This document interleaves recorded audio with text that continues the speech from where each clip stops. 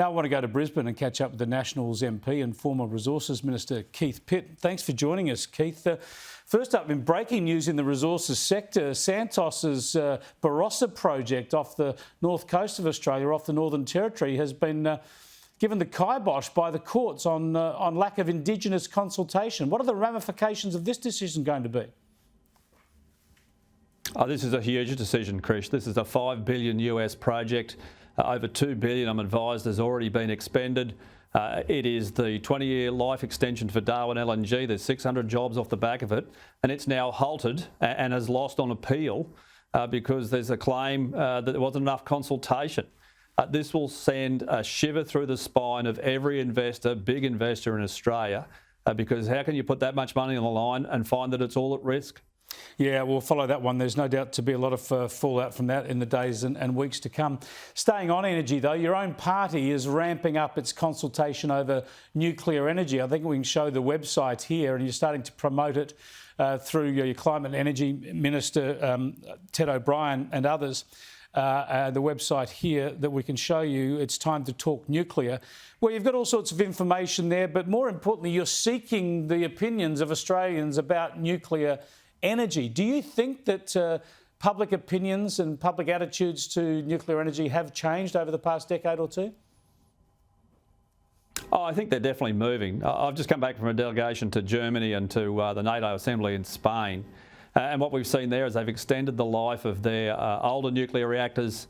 You've got new builds in South Korea, in the UAE. The UK's just committed to more because it's pretty straightforward, Chris. If you want reliable energy that's affordable and it's zero emissions, if that's what people want, this is the only game in town.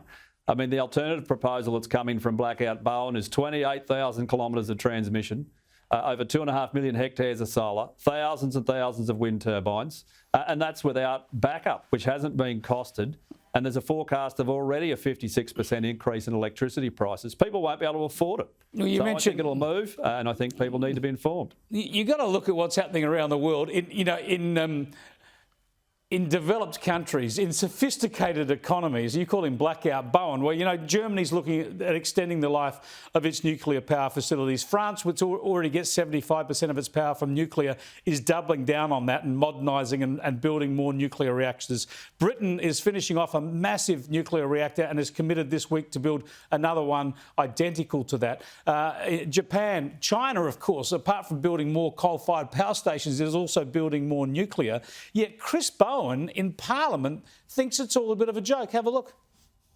Low-cost nuclear energy was their plan. We had their seminar last week, their uneconomic atomic frolic, Mr Speaker, that they had last week, promoting nuclear energy.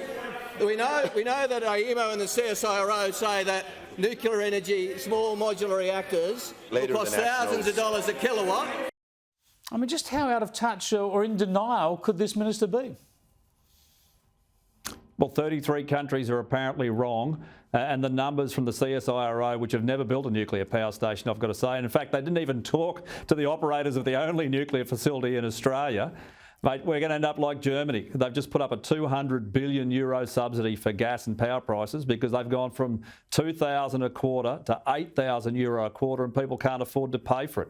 Why wouldn't you look at this technology? South Korea, for example, is around $6 billion US for 1,350 megawatts.